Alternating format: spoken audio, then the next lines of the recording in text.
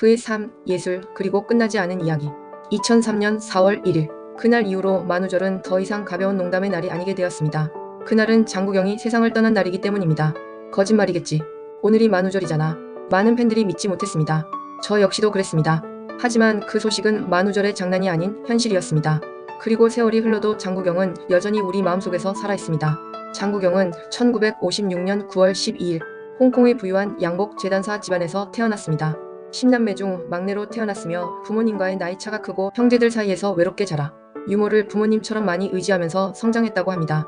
이러한 성장 환경은 장국영의 내성적이고 예민한 성격 형성에 영향을 준 것이 아닌가, 그렇게 보는 견해들이 많이 있습니다.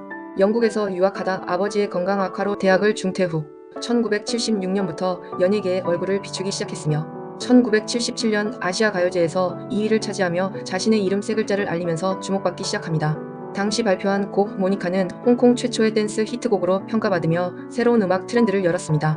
그는 가수로 먼저 데뷔했으나 빼어난 외모 덕분에 배우로도 활동 영역을 넓혔습니다.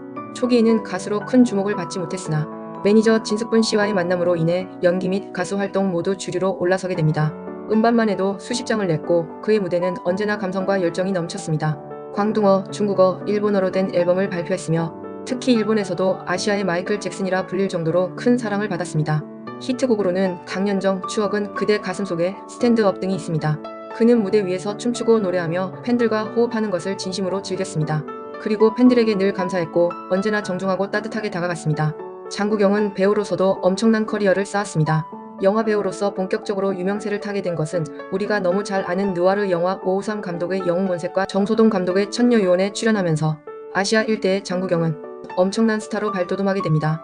특히 천녀유혼에서 미녀 배우 왕조현과 함께한 물속 키스씬은 홍콩 영화 역사상 가장 아름다운 키스 장면 중 하나로 꼽히기도 했습니다. 그 이후 우리가 잘 아는 아비정전, 폐왕별이, 동사서독, 종은사회 등 수많은 걸작에 출연하며 엄청나게 넓은 스펙트럼을 가진 배우라는 것을 여실히 보여주었습니다. 폐왕별이 같은 경우는 경극을 할 줄 모르는 장국영이 직접 배워가며 연기한 거로 알려지면서 연기의 한계가 어디까지인지 궁금증과 호기심을 자아내기도 했습니다.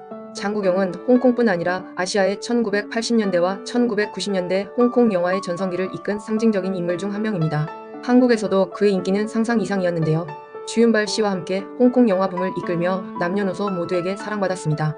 1990년대 투유 초콜릿 광고에 출연하여 큰 인기를 끌었고 광고 음악 역시도 직접 부른 것으로 알려지기도 했습니다. 한국에서는 그를 영화배우의 비중을 많이 두었고 그의 본래 시작 그리고 그의 본업은 가수였다는 것을 잘 몰랐습니다. 1977년부터 2002년까지 총 6번 내한했으며 1989년엔 내한하여 이선희와 함께 노래를 부르기도 했습니다. 이선희도 본국말을 외워서 완벽하게 불렀죠. 장국영 역시도 이선희의 제이라는 노래를 한국말로 불렀습니다. 특히 영웅본색원가 2의 주제가 당정연과 분행미래일자는 본인이 출연도 했지만 주제곡을 직접 불렀습니다. 그리고 콘서트를 할 때마다 이 곡을 계속해서 불렀죠. 1997년 홍콩 콘서트 무대에서 장국영은 이렇게 말합니다. 내가 사랑하는 사람은 지금 이 자리에 있습니다.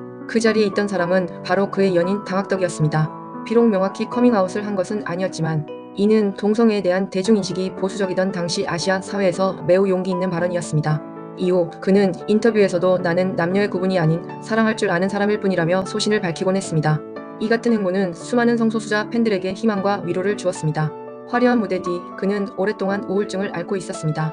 지인들에 따르면 그는 기억을 잃는 것 같다, 감정 조절이 어렵다는 말을 자주 했고 치료도 받고 있었지만 증상은 점점 심해졌습니다. 그는 언젠가 이렇게 말했습니다.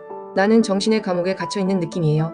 장국영은 홍콩 만다린 오리엔탈 호텔 24층에서 투신해 47세 나이에 생을 마감합니다. 하지만 그의 죽음은 아직까지도 많은 의혹을 남기고 있습니다. 1. 온전하고 깨끗한 사체. 한 법의학자에 따르면 24층에서 투신한 시신으로 보기에는 너무나 깨끗했다고 합니다. 머리에 큰 손상이 없었고 바닥에 핏자국도 많지 않았다는 현장 목격담은 타살 의혹의 시작점이었습니다. 2. 병원 이송 중 사망. 24층에서 떨어졌다면 즉사했어야 정상입니다. 하지만 장국영은 병원으로 이송 중에 사망했습니다. 의료진조차 정말 24층에서 추락한 것이 맞느냐는 의문을 가졌다고 전해집니다. 3. 들리지 않은 충격음. 24층 높이에서 사람이 떨어지면 호텔 내부에 매우 큰 충격음이 울려야 합니다. 하지만 호텔 도어맨, 경비원 등 어느 누구도 그 순간을 목격하지 못했다고 합니다. 오히려 장국영은 호텔 인근에서 행인에게 발견되어 병원으로 옮겨졌습니다. 4. 고소공포증. 장국영은 고소공포증이 심해 비행기도 두려워했다고 알려져 있습니다. 높은 곳에서 촬영하는 것도 힘들어했던 그가 스스로 24층 창문에 다가갔다는 것 자체가 납득이 가지 않는다는 지적이 많습니다. 5. 매니저와의 마지막 통화. 사망 10분 전 매니저 진숙분과의 통화에서 장국영은 주차장에 있다고 말했습니다. 그 말이 사실이라면 엘리베이터를 타고 24층으로 올라가야 했지만 CCTV에 그의 모습은 어디에도 없었습니다. 계단을 이용했다고 해도 시간적으로 맞지 않는다는 것이 매니저의 주장입니다. 6. 동성 연인 당학덕과 유산. 장국영은 당시 연인이었던 당학덕에게 전 재산과 약 460억 원의 생명보험을 상속했습니다. 타살 의혹이 커진 배경에는 바로 이 유산도 있었습니다. 당학덕은 사건 당일 장국영과 함께 배드민턴을 치기로 되어 있었다며 알리바이를 제시했지만 당시 장국영은 매니저와 다른 약속이 잡혀 있었습니다. 게다가 사건 며칠 전 장국영과 당학덕이 심하게 말다툼하는 모습을 봤다는 증언도 존재하며 당학덕이 평소 홍콩 조직 삼합회 행사에 자주 모습을 드러냈다는 사실은 의혹을 더욱 증폭시켰습니다. 7. 그의 유서 전문은 아직도 미공개. 이러한 정황들로 인해 그는 스스로 생을 마감한 것이 맞는가? 라는 의문은 지금까지도 남아있습니다. 그가 세상을 떠난 날 홍콩은 거의 정지 상태였습니다. 방송국은 정규 방송을 중단하고 그의 추모 특집을 내보냈고 팬사이트는 접속 폭주로 마비되었으며 그의 죽음을 이기지 못한 팬 5명이 뒤따라 목숨을 끊는 비극도 발생했습니다.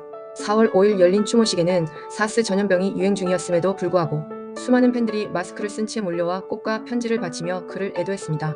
그리고 지금도 2025년 현재 장국영이 떠난 지 22년이 흘렀습니다.